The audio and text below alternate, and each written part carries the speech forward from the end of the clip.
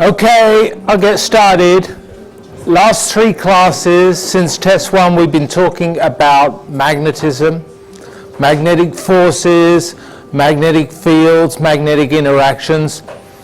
This class, next three classes, we'll be talking about magnetic induction.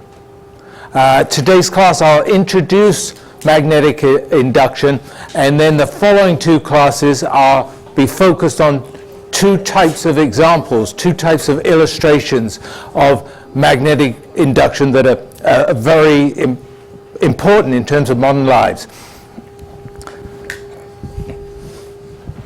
So these are the two topics I want to get through in today's class. I want to discuss the discovery and the nature of magnetic induction, which is the fact that changing magnetic fields, varying magnetic fields, will create electrical currents, will create electromotive forces. So that's induction.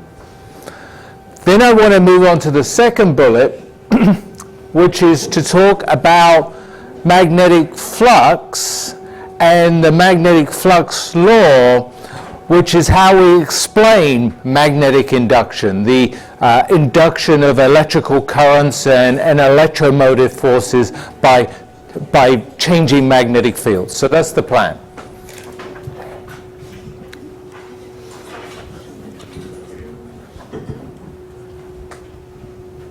So here's a few remarks to set the scene for working on magnetic induction. When we worked on electricity, we were actually focused on stationary, fixed arrangements of charges and understanding how they interact. And when we talked about magnetism, we focused on steady currents in wires and how they interact.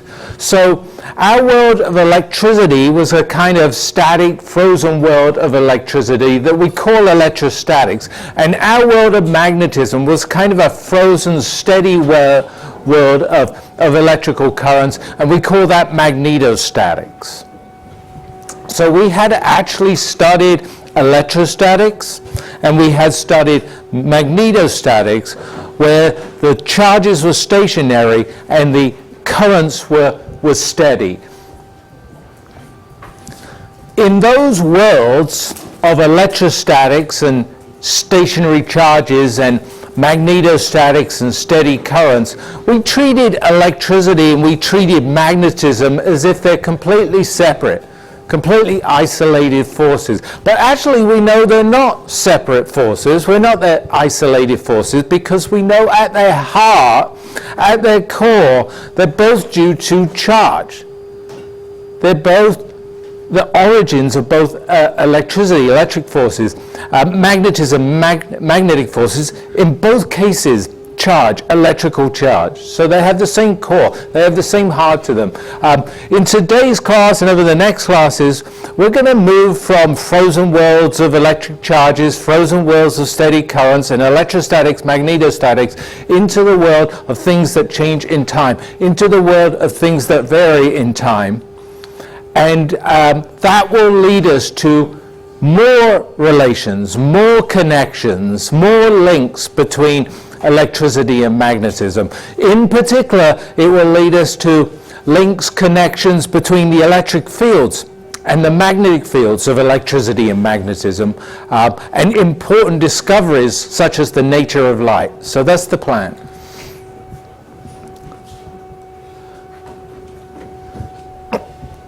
This is just a kind of famous photo of magnetic inductions, kind of iconic photo in the physics world of magnetic induction. In this photo, what you're seeing is a field of fluorescent lights. And this field of fluorescent lights is a field of fluorescent light standing vertically. And so you see hundreds of them here. Now, these lights are lit, but these lights are not lit by being physically connected to a battery or a power supply. These lights are lit despite the fact that they're not connected to a battery, not connected to a power supply. They're lit by magnetic induction. Above the lamps, the fluorescent lamps, you just see it up here, are power lines. These power lines are carrying electrical currents, and these electrical currents in power lines, like the electrical currents to your home, vary in time. And it's those varying currents that produce varying magnetic fields that cause the currents, induce the currents, and cause the EMFs, induce the EMFs that light the lamps. So despite the fact the lamps are not connected to any battery or power supply, the lamps are lit by an effect called magnetic induction due to the nearby overhead power lines that have time-varying currents in them and time-varying magnetic fields around them. So this is a classic example of electromagnetic induction. And you could do this, right? If you went to Lowe's or Home Depot or wherever you shop and buy a fluorescent lamp and then drive out to where a power line is at night, it will light up due to the induction, magnetic induction of the power lines above your head. Okay, today's class really features two famous scientists, one US scientist and one English scientist. This one's Michael Faraday. He was the person that kind of serendipitously or accidentally discovered induction. Now, induction is the basis for our modern technological lives, so it's very important to us. All the devices we have utilize induction. So we have to thank Michael Faraday for discovering induction. The second scientist, American scientist, is Joseph Henry. He was beaten by Michael Faraday in the discovery of induction, but he really pioneered the development of induction for modern technological life. So we also have to thank Henry for all his work in developing all the applications of induction that we will see that we utilize today. We'll see this over today's class and the next couple of classes. Okay, so let's talk about the discovery of induction and the nature of induction. What is induction? So Michael Faraday was motivated by Oersted's discovery from the last class. Remember that Oersted accidentally discovered that electrical currents produce magnetic forces, magnetic fields. He had switched on an electrical circuit involving a battery, and he had seen a compass needle deflect. He'd seen the magnetic fields, magnetic forces of the current. Michael Faraday was motivated by that. He wondered, he thought, well, if currents, electrical currents, might make magnetic fields, forces, effects, maybe magnetic effects would create electrical currents, the reverse.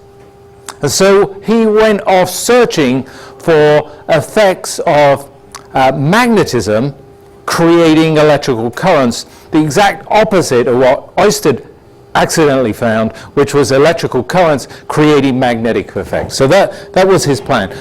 Here's a cartoon of one of his setups. And the setups are simple and straightforward, and I'll show you a few of the setups. We'll demonstrate a few of the setups. In this setup here, he has, downstairs here, he has a magnet. We're familiar with a magnet. Produces a magnetic field, has magnetic north and south poles. Here it is down here. upstairs here, he has a loop of wire, and he's connected it to a voltmeter. As simple as that. So the idea is he's looking, remember, he's really motivated by Oester's discovery, and he's looking for a magnetic effect creating an electrical effect. So he's got a magnetic object, a bar magnet, and he's looking for an effect of the bar magnet in the electric circuit, the loop of wire that's connected to a voltmeter that can measure an electrical potential or electromotive force. So he set this up, and he sees nothing. Sees absolutely nothing. With the magnet setting there next to the loop of wire connected to the voltmeter, there is no signal in the voltmeter due to this presence of the magnet. But he was lucky too. He was lucky too that he noticed when he assembled the setup, brought up the magnet to the loop of wire connected to the voltmeter, or when he deassembled the setup, took the magnet away from the loop of wire connected to the voltmeter, then he saw an effect. So the next two slides show what he did discover. If you bring up the magnet to the loop of wire, so here's Michael Faraday's hand, here he is carrying the magnet into the lab and towards the loop of wire. At that moment, there's a electromotive force, there's an electrical current in the circuit. Now, once you put the magnet in the wire, there's no electromotive force, no electrical current in the circuit.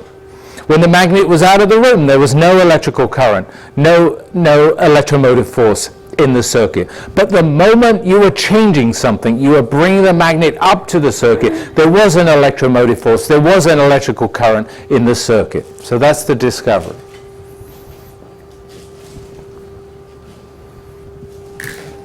This is Michael Faraday putting away his experiment. You know, at the end of the day, he's going to put the magnet back in the magnet cabinet. So here he is taking Michael Faraday's hand. Here he is taking the magnet away from the experimental setup. Again, at that moment of change where you're removing the magnet from the setup, there is a electrical current that's induced in the circuit. There's a electromotive force or electrical potential that's induced in the circuit, and we see it here. So that's the discovery again, that when there's a change in the magnetic field, there is an induced current in the circuit. So this is magnetic induction. Magnetic induction is basically that if you change the magnetic field in the environment of an electrical circuit, you induce an electrical current. You could be changing the magnetic field by bringing the magnet up to the circuit. That changes it, so you get a current. You could be bringing the magnet away from the circuit. That also is a change in magnetic field, which induces a current. Just having the magnet sit in the circuit makes no current. Just having no magnet makes no current. It's the change in the magnetic field that creates the current. That's induction. That's magnetic induction. Let me show you a few demonstrations of it, because you'll be pleased to know we have reproductions of Michael Faraday's experiment here, and I'm going to show you a few of them because I've just looked at the example of bringing up a magnet to a loop of wire and seeing magnetic induction, or taking the magnet away from a loop of wire, seeing magnetic induction. But there's lots and lots of ways that you can dream up of changing a magnetic field. And all these ways that you can dream up and imagine for changing a magnetic field in a circuit, they all create electrical induced EMFs, induced currents. So we'll look at a few of them. Okay, I'm going to start with this one here, and then we'll walk our way down the bench. I think I'll go this side so you can see it a little better. So this first setup is very simple. I've got a magnet here. It's called a horseshoe magnet, but it has a north and a south pole. So these tips are the North and South Pole. I can see it. This is the North Pole, this is South Pole. There's a field, a magnetic field between these two poles. We can't see the field lines, but if we can imagine the field lines, they're streaming out of this North Pole on the left to the South Pole on the right. So that's the region of magnetic field. Over here, I've got Michael Faraday's circuit with instrumentation that's almost as old as Michael Faraday's circuit. I've got a wire loop. I've made a loop of a few turns. I've improved on Faraday's experiment. And here I've got a voltmeter. It will measure the voltage or it will measure the current if a voltage or a current flows in the circuit or appears in the circuit. And right now, if you look at the needle, it's pointing at 0. There is no current in this little electrical circuit made out of a loop of wire and a voltmeter. There is no induced EMF. There is no electromotive force or electrical potential in this loop of wire. Okay, so let's see if I can do this. I'm going to quickly move the loop of wire into the region of magnetic field. So that's a change. That's a change of magnetic field experienced by the loop of wire. Let's see if we get a voltage. We got a voltage. Let me do it more carefully this time. Let me move it in and leave it there. So we get a voltage, but now it's inside the magnetic field. We've got no voltage. If I pull it out, we get a deflection as I pull it out. This is exactly what Michael Faraday discovered. He was trying to look for this magnetic effect, creating magnetic influence, creating electrical current, creating an induced EMF. First he was looking by just, putting the loop of wire in the presence of the magnet. There is no effect. But then he realized that when he disassembled the experiment, or when he assembled the experiment, he got an induced current, got an induced EMF. And you'll notice there that the needle flips, the needle responds in the opposite directions when I put it into or pull it out of the magnetic field. We'll come back to that later. Okay, so that's one experiment. I'll show you another way, changing a magnetic field in the presence of a loop of wire.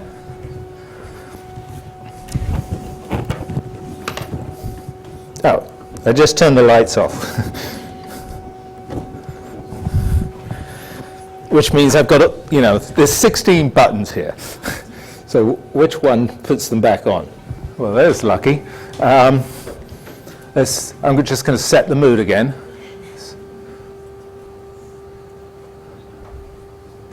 I think that's about right. And what I was actually doing there was rearranging the circuit. I've now connected this voltmeter, not to this homemade loop of wire that had a few loops, but to another loop of wire. This has thousands of loops. Okay, so this is thousands of loops compared to a few loops. And I'm going to put a magnet into this loop of wire. So this is, now I'm moving the magnet. This is really exactly Michael Faraday's experiment. Before I was moving the loop of wire. So let's take a look at this. I'm going to, here's a regular bar magnet, has North Pole over here on the left, has a South Pole over here on the right, and I'm going to just bring up the North Pole of the bar magnet to the loop of wire. And you get a deflection. Now it's sitting inside the coil of wire, the loop of wire. There is no deflection. Nothing's changing. But if I pull it out, you get a deflection. And I could reverse the poles. Right now I'm putting the white end, the south end of the magnet, into the loop of wire. I get a deflection. Notice it's the opposite direction to when I put the North Pole in. And we'll come back to that later. If I pull it out, I get a deflection. Again, that's opposite to the deflection that I got when I put the pole, the South Pole, in the magnet. So it's another example of induction. And I want to show you a third one.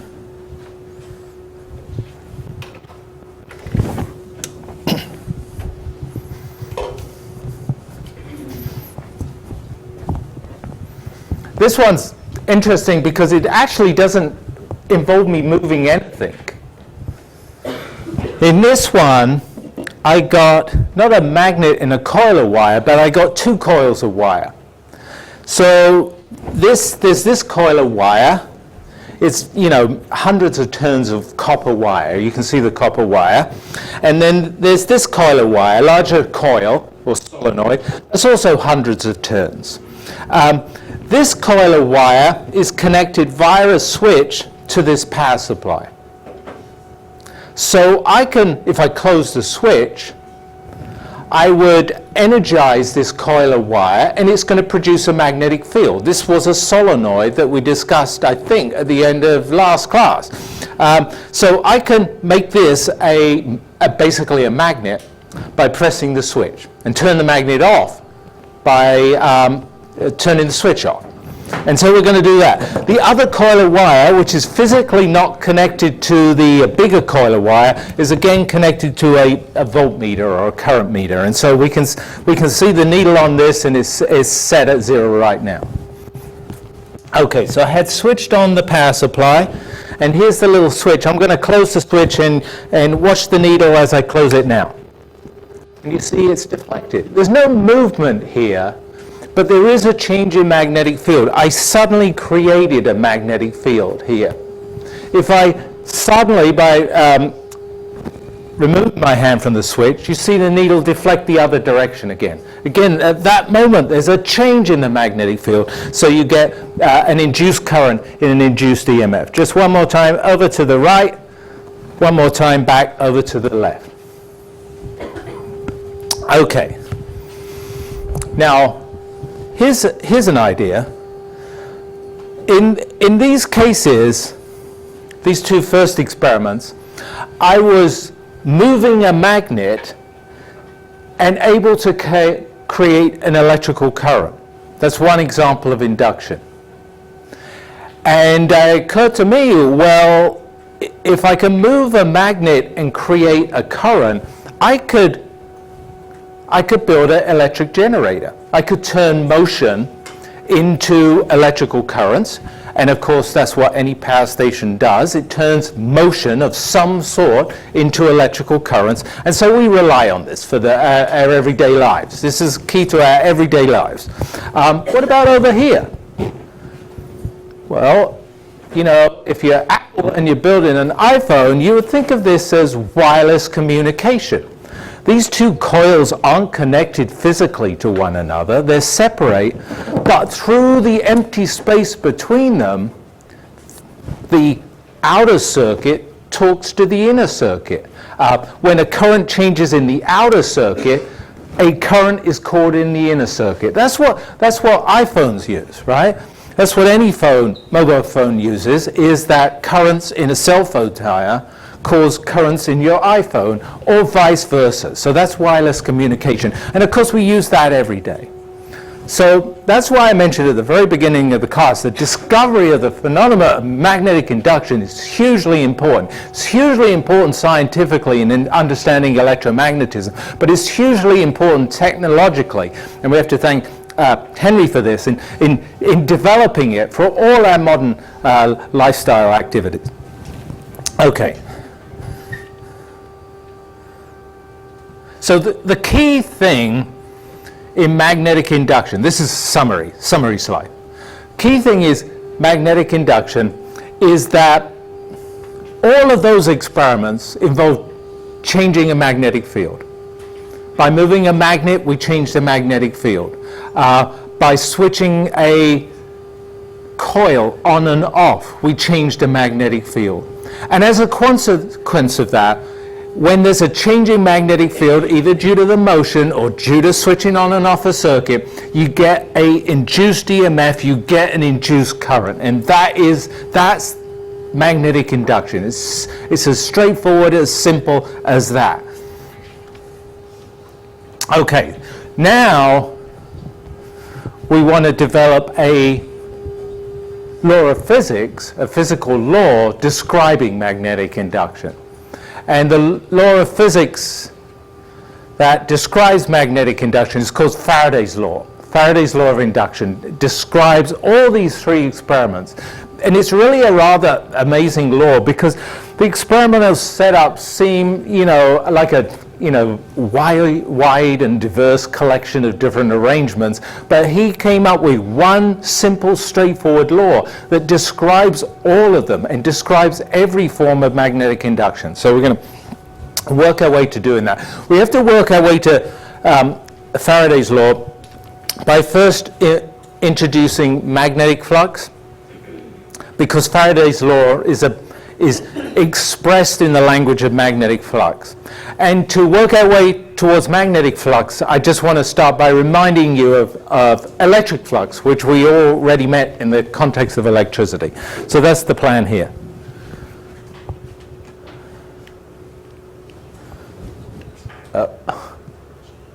Gosh. Okay, so this is meant to be remembering back to the good old times of electricity before test 1. We introduced a concept, an idea called electric flux related to electrical field. And if you remember, electrical field is something that's defined at every point in space that describes how electrical interactions work. Electrical flux is described for surfaces and reflects the field at the surfaces in space. So here was our definition of electric flux in terms of electrical field as an equation. Here was a picture, I prefer this personally, of electrical flux and how it's related to electrical field. So when we think about electrical flux, we thought about some sort of surface. It's here in this sort of brown surface here. We think about the field that's passing through the surface. Here are field lines representing the surface. We characterize the surface by some area vector here. It describes the size of the surface in the length of the vector, the orientation of the surface in the direction of the vector here. And the electric flux is simply, basically, the product of the perpendicular component of the electrical field, the part that passes through the surface, times the area of the surface itself. So sometimes we could write it like this, where we didn't think about the whole electrical field, we just thought about the bit that's perpendicular, and then it's just the product of that perpendicular piece and the area of the surface. Or more often we wrote it like this. This is the product of the size of the electrical field, E, the area of the surface in square meters, the A, times cosine theta, where theta is the angle between the two directions defined by the field and defined by the surface, and it represents the fact that the flux depends both on the field and the area and the relative orientation. We could also visualize the electric flux through a surface simply as the number of field lines that pass through the surface. So that's one way of picturing or counting the flux through a surface.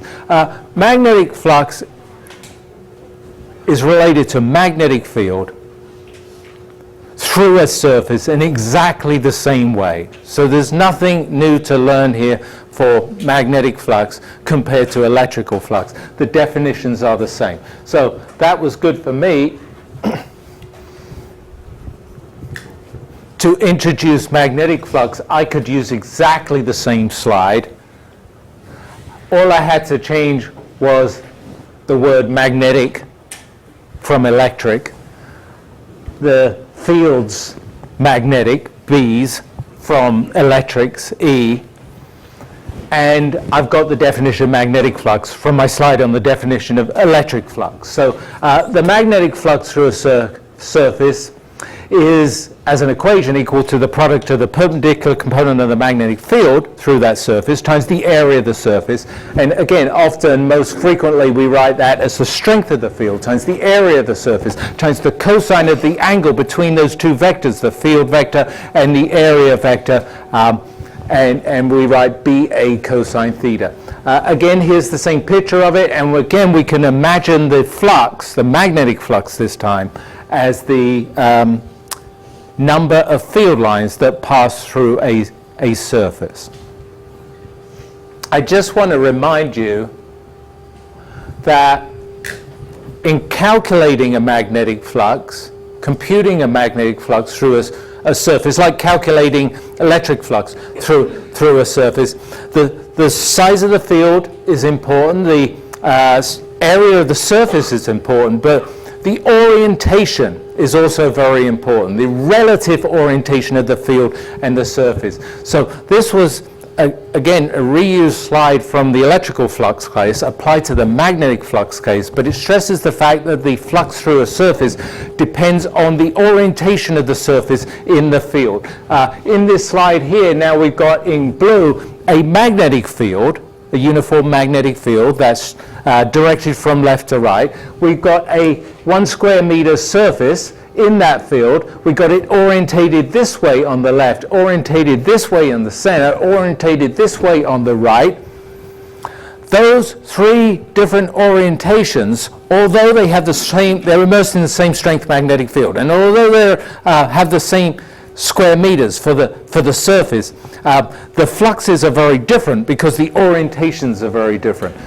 When the surface is standing vertically like this and the field lines pass straight through the surface, this is the maximum magnetic flux through that surface. It's when the angle between the vector A representing the surface and the vector B representing the field are at 0 degrees to one another. So we get maximum field here.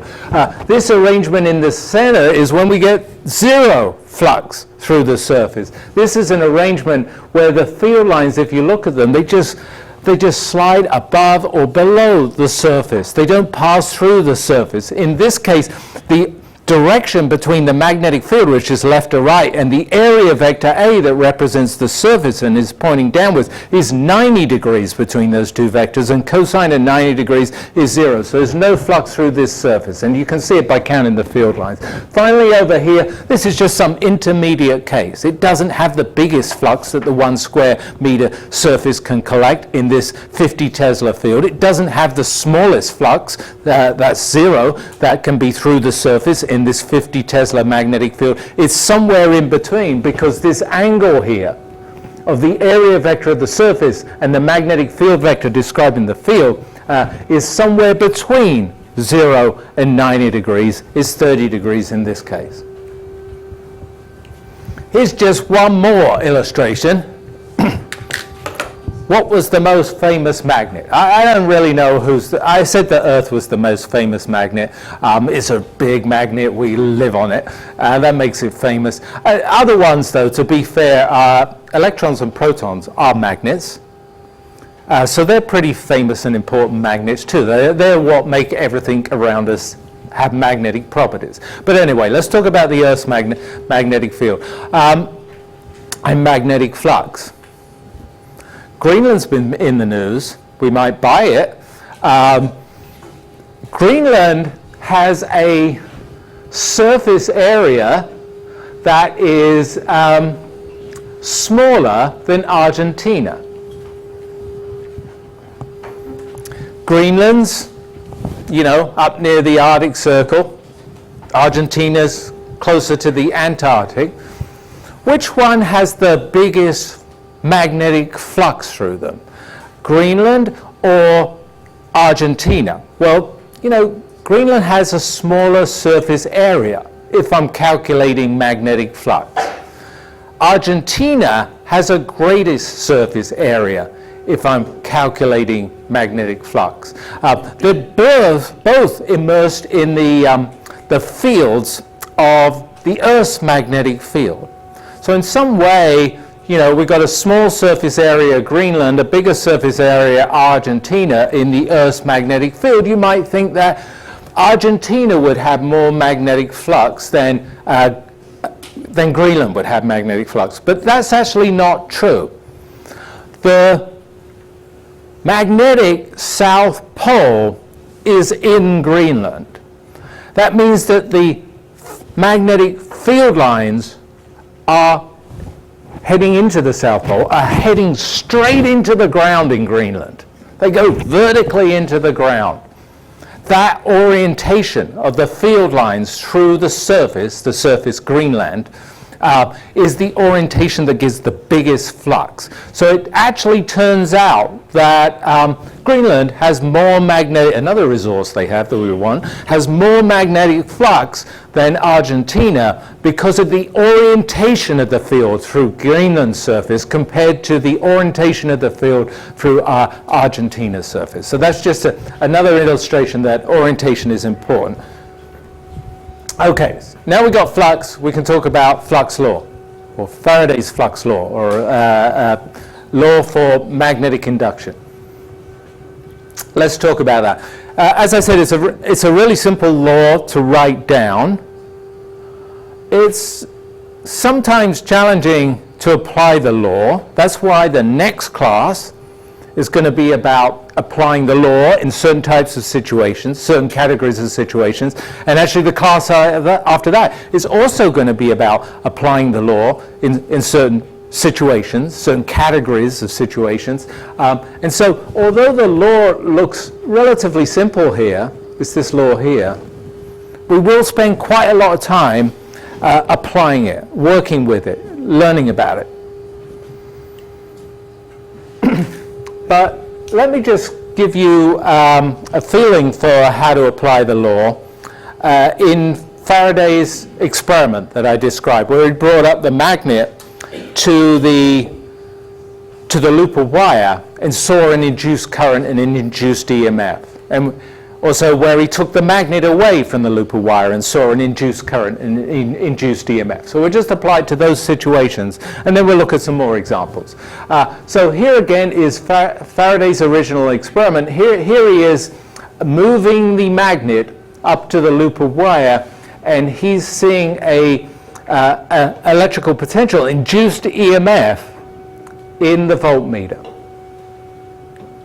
And what Faraday's law describes is the induced EMF, so that's the kind of outcome of the induction. It relates it to the cause, which is related to the magnetic field and which is specified in terms of the rate of change of magnetic flux in the loop of wire. So when you bring up the magnet to the loop of wire, you're bringing up magnetic field lines to the loop of wire. You're changing the magnetic flux through the loop of wire. And Faraday's law says that the rate of change of the flux determines the induced EMF that you see in the loop of wire. So if you look at Faraday's law, on the left-hand side, we've got that effect, the induced EMF. That's the epsilon. So that's the outcome. That's the effect of induction.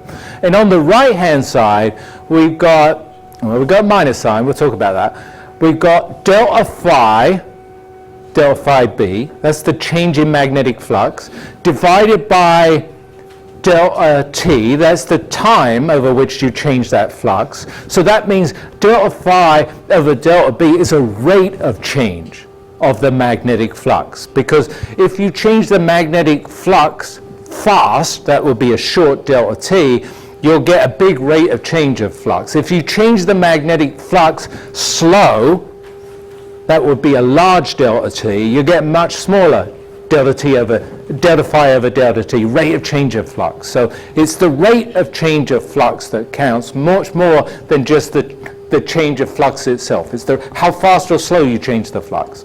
And Faraday's law says just the rate of change of the flux, how fast or slow you change the flux, determines the induced EMF. So if you don't change the flux at all, if you don't have the magnet there, you're going to see no induced EMF. If you have the magnet there but you don't move it, you're going to see no induced EMF. If you move the magnet towards the loop of wire or move the magnet away from the loop of wire, you're going to see an induced EMF because you're changing the flux. And so I've just given an example here of calculating the induced EMF in this loop of wire due to the magnet up, bringing the magnet up. Look at this example. In the example, I say that initially there's no magnetic flux through the loop of wire. So phi phi b, the magnetic flux initially, is 0. After I brought up the magnet, I say that the magnetic flux through the loop of wire is 0.02 Webers. This is a unit of magnetic flux, so this is a new unit for us, but these are the units we measured it in. WB is a Weber, after a person called Weber. So we've, in this experiment, in Faraday's experiment, we originally had no flux through the loop of wire, phi was 0. We then, after bringing up the magnet, we have a flux through the loop of wire, it's 0.02 Webers. So we have changed the flux through the loop of wire by 0.02 Webers. And so if we calculate the rate of change of the flux through the loop of wire, which is the change in flux divided by the length of time over which we change that flux, we're told here it was half a second, that's the rate of change of magnetic flux, and that determines the induced EMF. And so I've just used the flux law with my change in flux, my time interval over which the flux has changed, to calculate the induced EMF. So it's as simple, as straightforward as that. I'm going to say more about this minus sign later. So let's leave that for now. It's a special topic, kind of like right-hand rule. It's a special loved topic. Anyway, this is how you calculate the induced EMF. So in terms of flux, if you know the magnetic flux, it's pretty easy to calculate the induced EMF. You just got to, I told you the magnetic flux here, so it's easy for us to calculate the induced EMF because we just had to figure out how fast or slow that flux changed, its rate of change. If I pull the magnet away,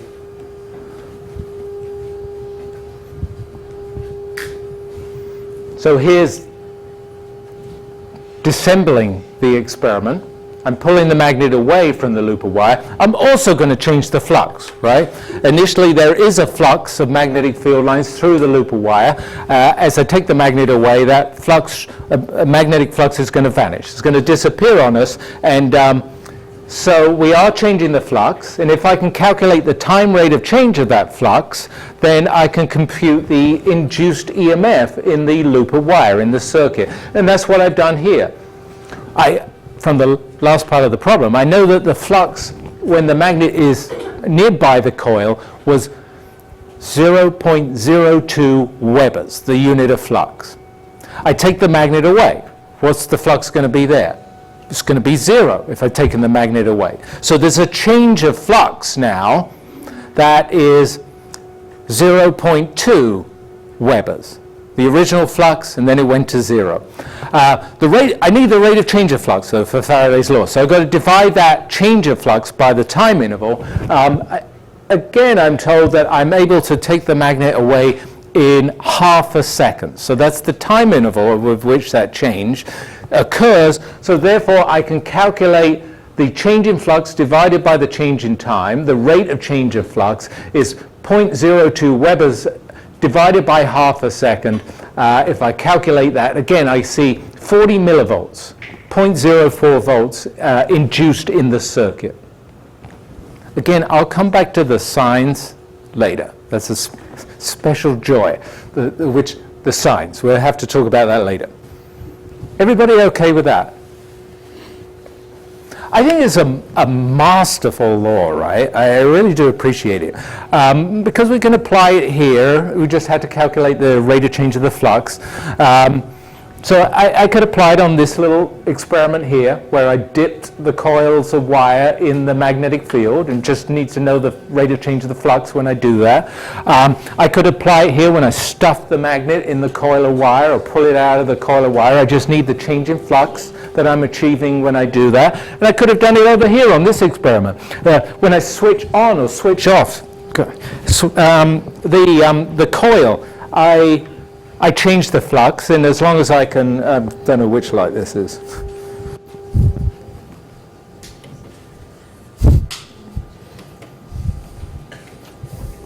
It's none of them. Oh, I guess it is. When I switch on the coil and switch off the coil, I'm changing the magnetic flux, because because I'm changing the magnetic field. And if I can calculate that rate of change, I can calculate the voltage in that's induced in this circuit here. So it applies to every experiment that we did, no matter how we varied the magnetic field, no matter how we varied the magnetic flux. Okay, here's a quiz question.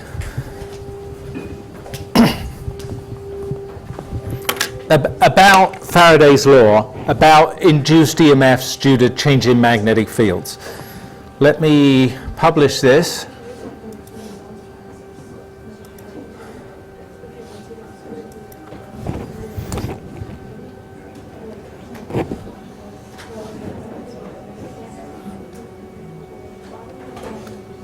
And I'll give you a few minutes to think about this.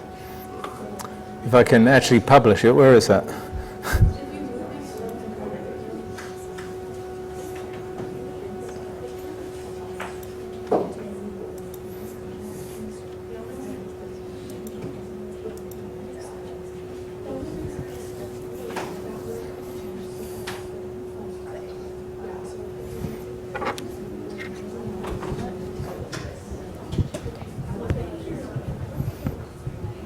So you've got a loop of wire and you've got a magnetic field.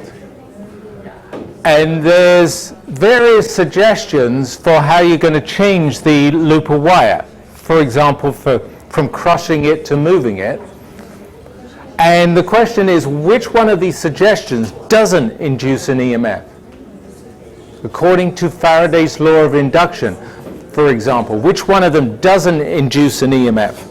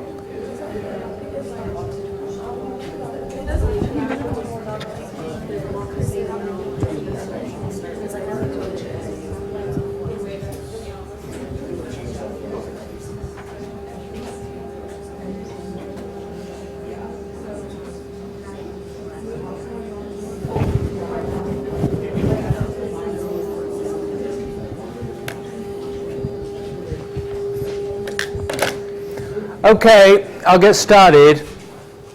So I think there's various ways that you can think about this, from Faraday's law, the equation, to more visualizing, picturing flux. The way I thought about it was thinking about flux as the number of field lines through a surface. And a changing flux would be the change in the field lines through a surface. Of course, the surface here is that loop of wire, and the field here is that uniform loop of wire. And right now we see a certain number of field lines through the surface. So do these particular things, like crushing the loop of wire or moving the loop of wire, change the field lines through the surface? If I crush the loop of wire, I've got this loop of wire, and let's crush it down to nothing. Does it change the number of field lines through the surface? Obviously it does. So that's going to induce an EMF. What's the second one? Rotating about the vertical axis. If I got this loop of wire, so imagine a hula hoop, I'm holding it here, the field lines are passing through the surface. If I start rotating it, that's going to change the number of field lines. We've already talked about Argentina and Greenland. If I get it round in this direction, it's like Argentina. There's barely any field lines going through the surface. So yeah, that does change it too. What about turning on and off the field? Well, obviously that's going to change the number of field lines. They're just going to go away. All those three change the number of field lines through the surface. The one that doesn't, I've got the loop of wire, imagine the imaginary hula hoop, and I'm walking this direction, in the horizontal direction here. The same field lines pass through that loop of wire as I walk in that direction. I'm not changing the number of field lines. So it's the latter one, moving in the horizontal direction along the direction of the field lines, won't change the number of field lines passing through the loop of wire, won't induce an EMF. All the others induce currents, induced EMFs. Okay.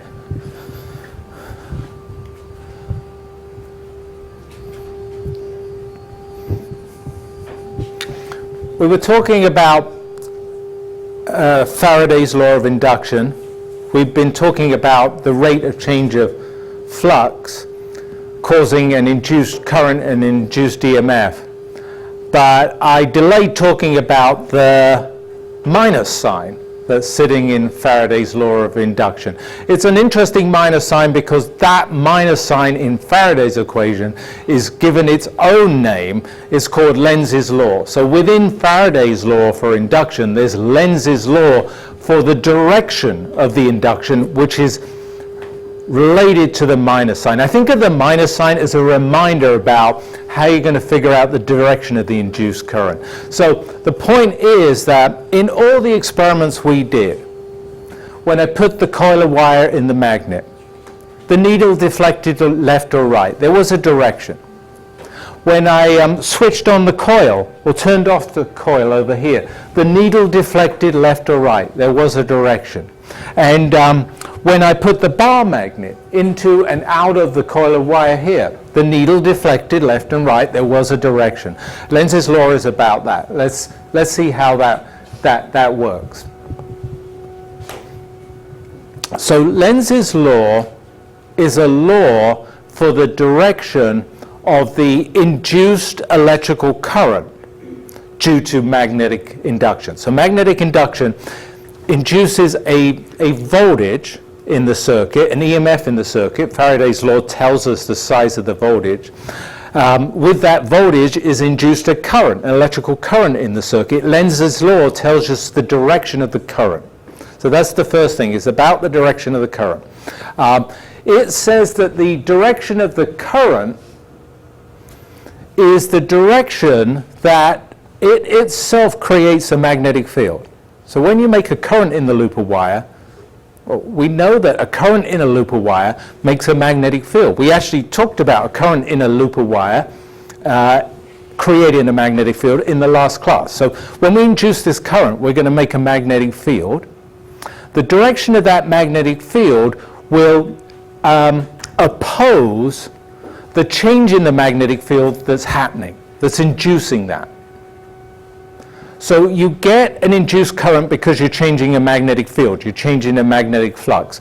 The induced current will create its own magnetic field, its own magnetic flux that's going to oppose that change. It wants to counteract that change. It wants to stop that change. Don't change, please. So it's trying to stop the change by creating its own magnetic field, its own magnetic flux to oppose it. So that's the key idea. Let's see how it works here. I think it's easiest to, it's fine to say it in words, but I'm not sure that helps. But it helps more probably when we look at an example, a concrete example. Here's Faraday again, putting his magnet in the loop of wire.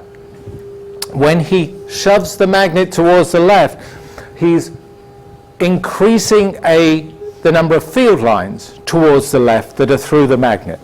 So originally there was no field lines through the loop of wire. Originally there was no field lines through this loop of wire, and then he's put the magnet there, and now he's got field lines through the loop of wire. So the change is that there was an increase in the number of field lines towards the left through the loop of wire. Lenz's law says that the induced current is going to try and oppose that change by making field lines due to the induced magnetic field that go towards the right. So the induced magnetic field is going to be in the opposite direction of what I call the external magnetic field, the bar magnet's magnetic field. It's going to be towards the right. It's trying to oppose the change. So if it's trying to oppose the change by creating a magnetic field that acts towards the right, we can use last class, that's why it came before this class, for the right-hand rule of a current in a current loop creating a magnetic field. That right-hand rule said that if you curl your fingers in the direction of the current in the loop, your thumb will point in the direction of the magnetic field. This time we know we want to make an induced magnetic field that is over here towards the right. That means that our right hand, our fingers will curl in this orientation. They're coming out of the, say, the screen or the overhead above the magnet and the region of magnetic field, and they will be going into the screen below the magnet, below the region of magnetic field. So the current is coming out at the top of the wire, coming out of the screen at the top of the wire and heading into the screen below the magnetic field, at the bottom of the wire. That direction of current is creating a magnetic field that's towards the right, and that's the direction to oppose the change in magnetic field that was towards the left.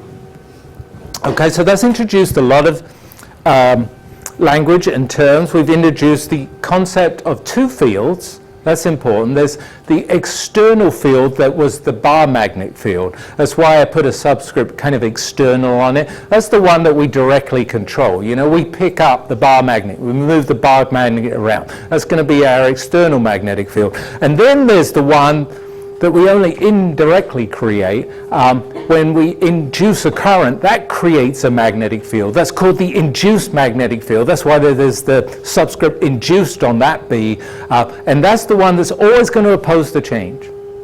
And so in solving the direction of the current in induction, magnetic induction, you don't start with the current in the magnetic induction. You start with this question about the direction of the fields, the induced field and the external field, and the induced field always opposing the change in the external field.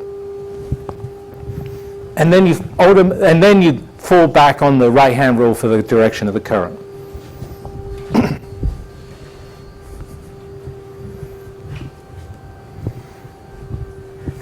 A little bit more practice here. Here's the case of moving the magnet away.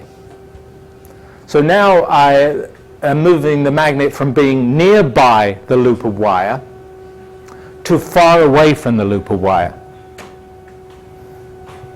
So what's the direction of the induced current here? Well, we said that we're not going to immediately try and think about what the direction of the induced current is. We're going to start by thinking about what the direction of the induced magnetic field is, and we figure out the direction in the induced magnetic field by figuring out the change in the external field that's causing the induction. So we're going to work our way from external field to induced current, that direction. The external field was a field that was going towards the left of the class. So the field's going over here towards the left, but then we take it away. So there was a field towards the left, and then that field went away. If you want to oppose that change, what are you going to do? You're going to try and recreate a field towards the left. You want to replace the field that was towards the left. You just don't like change, right? A lot of us don't like change, and so nor does induction. It's going to try and make a magnetic field that replaces this change. So now we've got an induced field that's pointing towards the left to replace the original external field. And for a induced field that's pointing towards the left, we can figure out the direction of the current that will create that, again by the right-hand rule. Here's my right-hand rule for a circular loop of wire. Remember, my fingers represent the current, my thumb represents the magnetic field. My thumb is pointing towards the left, in which direction we want the induced field. My fingers curl in such a way that they would head into the screen, the overhead, above the magnet, head out of the screen, below the magnet, i.e. the current is going in at the top of the wire and coming out of the bottom of the wire. And so we've got the direction of the current in this case. Now, it's interesting that, well, when we put the magnet in and pull the magnet out, the change in the external field was reversed. So in one case, we made a field that was towards the left, and then we removed the field towards the left. Likewise, that meant that the change in the induced field, that was reversed. When we put the magnet in, we created a field that was towards the right. When we pulled the magnet out, we created a field that was towards the left. And so also the induced current reversed when we put the magnet in and we pulled the magnet out, and the induced EMF would also correspondingly reverse. And that's exactly what we saw in the 3 experiments. If you put the magnet in and pull the magnet out, the needle deflects the opposite way. If you put the wire in the magnetic field, pull the wire out, the needle deflects the opposite way. One thing that be careful about, though, is when we put the magnet in, the induced field was opposite the direction of the external field, the magnet's field. When we pull the magnet out, the induced field is in the same direction as the magnetic field. So it's not like induced field and external field are always opposite one another. It depends on whether the external field is growing, in which to oppose the change you want an opposite field, or whether the external field is shrinking, in which case to oppose the change you want a field in the same induced field in the same direction. So it's not that the induced field and the external field are opposite one another. You have to be aware, think about whether the induced field's growing or the induced field's shrinking.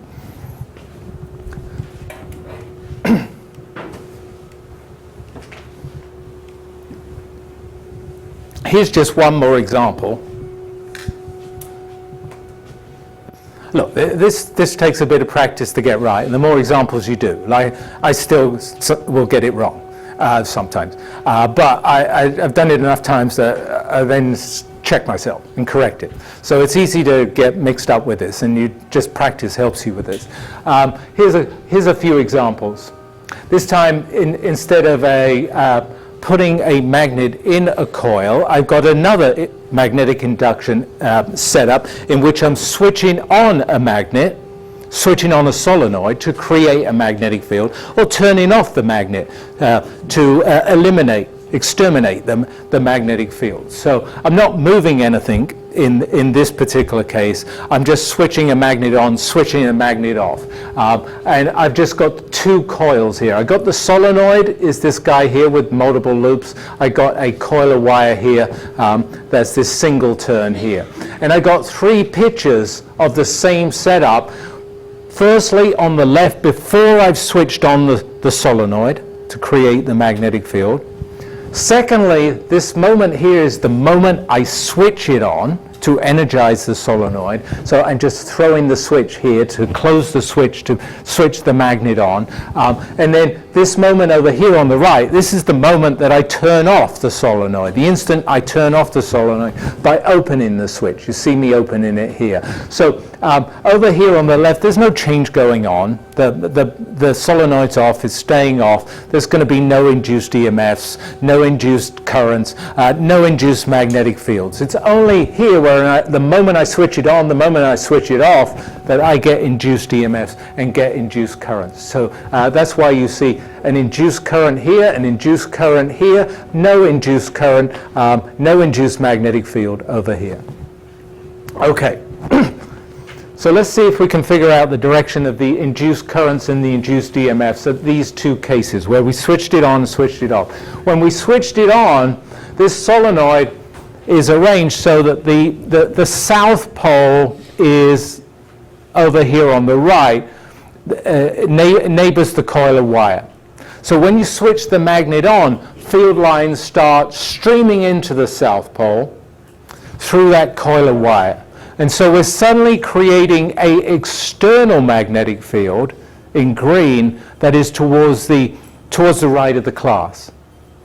So if you suddenly create a field towards the right, external field towards the right, you're going to induce a magnetic field that's going to want to oppose that change. There's going to be a field towards the left.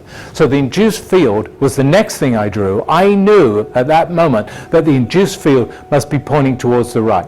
Once I know that the induced field is towards the right, I can use my right-hand rule from last class, because I still remember it, because only 2 days ago, that the fact that if you curl your fingers for a coil or a loop of wire, your fingers curl in the direction of the current and your thumb points in the direction of the field. So if I want a field towards the right, this is the configuration I'm going to need. I'm going to have a current that comes out of the screen at the top and flows into the screen at the bottom. This is the orientation of the current. It's flowing down the loop of wire at the front of the loop of wire. Now we switch the magnet off. We switch the solenoid off. When we switch the solenoid off, we did have a field with field lines pointing towards the left. That was the external field, but now it's suddenly gone away. That's a change in flux. We're going to get induction. So what is the direction of the induced field? It wants to oppose that change. It doesn't like change, like me. It doesn't like change, and so it's going to try and replace that original magnetic field that was towards the left, so the induced magnetic field is towards the left too. This is the Lenz's law part. Once you know the direction of the induced magnetic field, you can then use your right-hand rule from last class about what direction must be the current in the loop of wire. If this is right-hand rule again, fingers representing the current, thumb representing the direction of the field. Now I want a field that's towards the left to oppose the change that just happened. That means my fingers, which represent the current, curl into the screen upstairs here and out of the screen downstairs here. So the current flows up the loop of wire at the front of the loop of wire.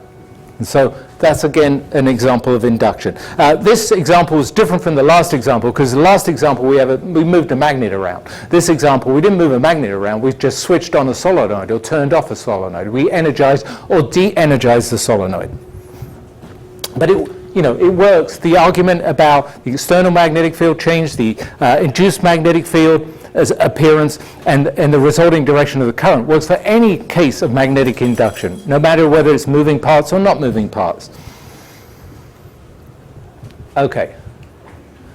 Let's just look at a numerical example. Actually, the rest of the class, I've just got a few examples. I've got one numerical one, and then a couple of Lenz's law ones. So one example of Faraday's law, then an example of Lenz's law. As I say, the next two classes we'll look at detailed examples of Lenz's law. Lenz's law and Faraday's law, because I want to show you how to build an electrical generator, how we do that, how that came out of Faraday's law. I want to show you wireless communication, how that came out of Faraday's law. So we're going to spend a class on each of those topics, which are the basis for a lot of our modern lives. Anyway, what's this example? This is an example about, I think it's called, you know this better than me, transcranial magnetic simulation. So in our head is our brain, which has 100 billion neurons, or whatever the number is. You could, now those neurons are cells, and we know if you're a physicist, you think of those cells as being capacitors. And those neurons are cells that can be charged and discharged, fire and not fire. That's the way a physicist would think of it. And actually, in one of our classes, we figured out the capacitance of a neuron and the time constant for charging or discharging it, time constant for it firing or not firing. And I think it was 10 milliseconds, something like that.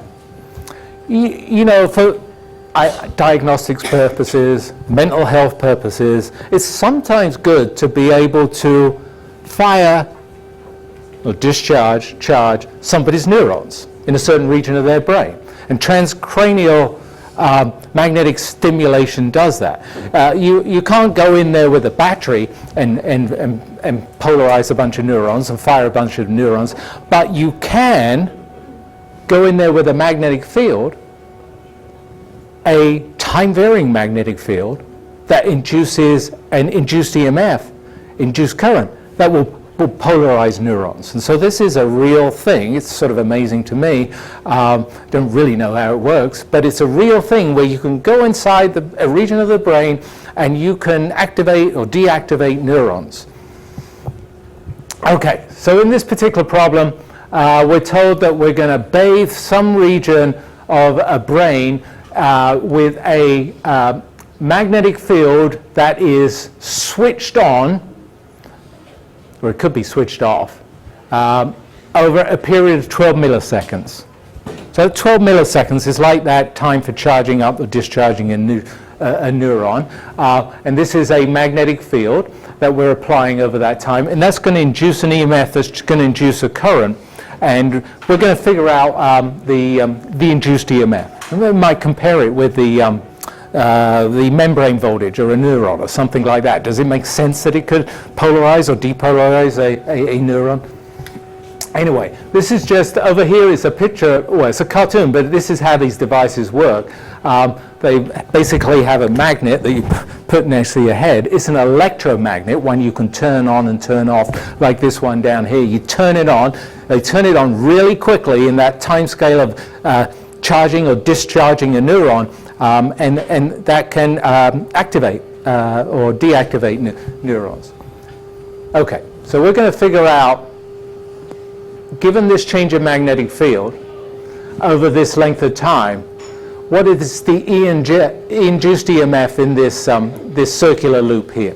This radius is 1.6 millimeters.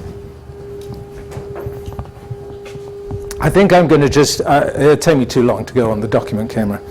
The whole class will be over. It's even taken me too long to change the slide. Here's the calculation. What's the induced EMF? Well, the starting point is the fact that we've got a change in magnetic field. So you need a change in magnetic field to, for induction, magnetic induction. And a change in magnetic field is 1.5 Teslas. That's the first line. What really counts, though, in Faraday's law is the changing flux, the change in magnetic flux. So we actually want the change in magnetic flux. So if you remember, the flux is the magnetic field times the area, if they're perpendicular to one another. This is this case here. The change in flux is the change in magnetic field times the area. So from the change in field, I can calculate the change in flux from the change in field times the area over which that field is changing.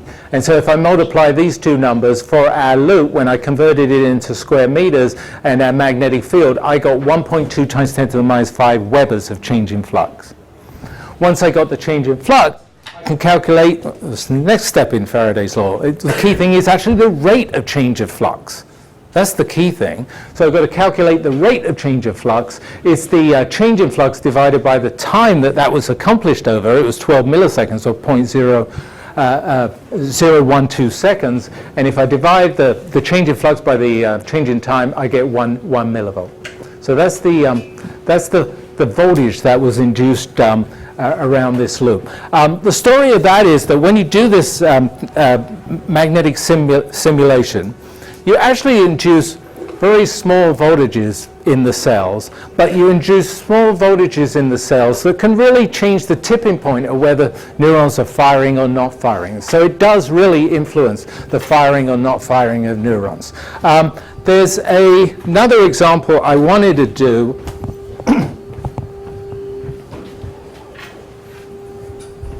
I just finished on this. It'll be quick. This is an example of Lenz's law. I've got a wire carrying a current straight vertically upwards. Surrounding that current's going to be a magnetic field. The magnetic field is coming out of the screen on the left by right-hand rule from last class. It's going into the screen on the right. So it's field lines coming out here, field lines going in on the right-hand side. We're asked to figure out the change in the induced currents in each of these three coils that are being moved in that magnetic field. So this would be good practice. I'm only going to go through one or two of these now because of time. This would be good practice to make sure you understand that. Let's start with A. A is just being moved vertically upwards. Well, there's a flux through A because there's a field through A due to the field of the wire, but that flux isn't changing as it's moving upwards, always maintaining the same distance from the wire. So this has no induced EMF. This one, B, let's end with B. B, I'm moving away from the